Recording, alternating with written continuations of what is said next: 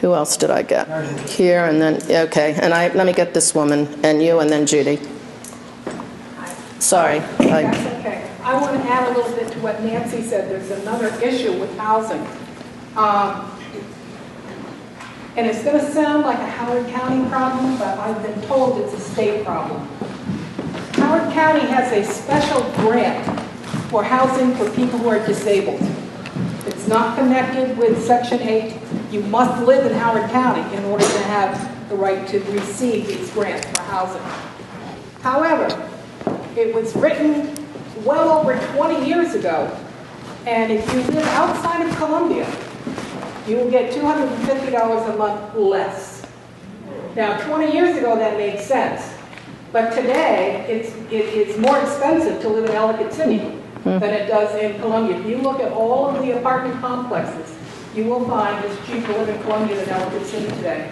So in a way, that bill ought to be changed. When I went to the county to check on that for some disabled people who receive it, I was told that's according to state law, and the county can do nothing about it. This is something new to me, so I'm looking to Ann again to get that down. I will get back to you. If that's the case, it's news to me, but we'll check into it. I want to ask, I went through your list of, I've still got it in my hand here.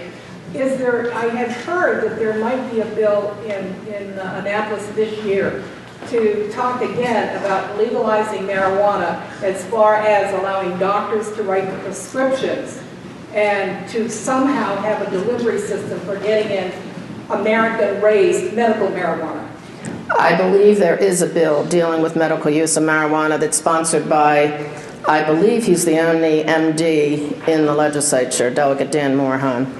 So we'll see how it goes in committee. How do you feel about it? I don't know. I really don't know yet. I mean, my initial reaction is I had many of you know, one of my older sisters died in our home. It'll be 11 years ago this March.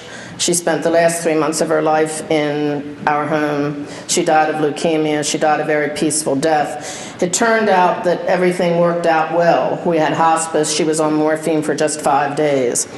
But I can tell you, and my promise to her was that I would keep her out of pain, which was a heck of a promise to make to your sister. And, you know, I can tell you the thought occurred to me then, will there be anything, you know, available? It came to the point we didn't need it. But I want to say, I really want to watch the expert professional testimony in the committee on this before I make up my mind. With my heart, I like the idea. I want to make sure that I have a pretty good feel for what the consequences would be. You're in a fatal situation.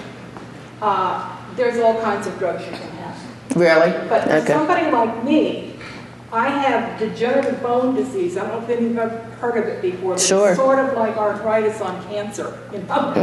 And I have not responded to most of the pain medications. I worked great on ibuprofen, and I took it for 20 years. Wow. Now it's turning on me, and they're having to cut back on it. So now I'm in a lot more pain than I have been for the last 20 years. Well, I can tell you I will take that very, very seriously if I get a chance to vote.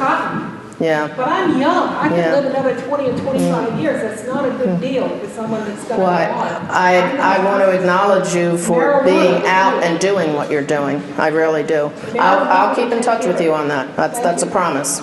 Hank and then Judy. This, you may know regarding the foreclosure problems. Yeah, foreclosure problems. That's right. Chief Judge Bell has orchestrated a response with my attorneys to do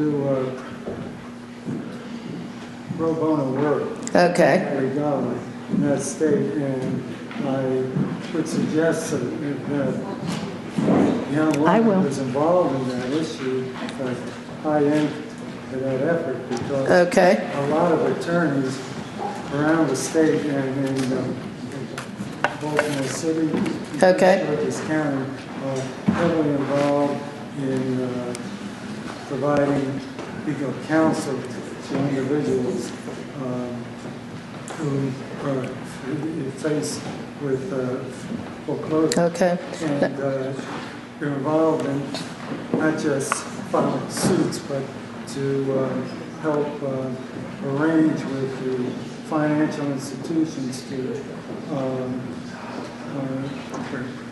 bring about accommodations of Okay. different methods. Let me, this was a statement that Hank made, actually, not a question, but let me repeat it because it's very pertinent to the home mortgage foreclosure issue. And actually, I'd heard something about this, but not as much as you told me.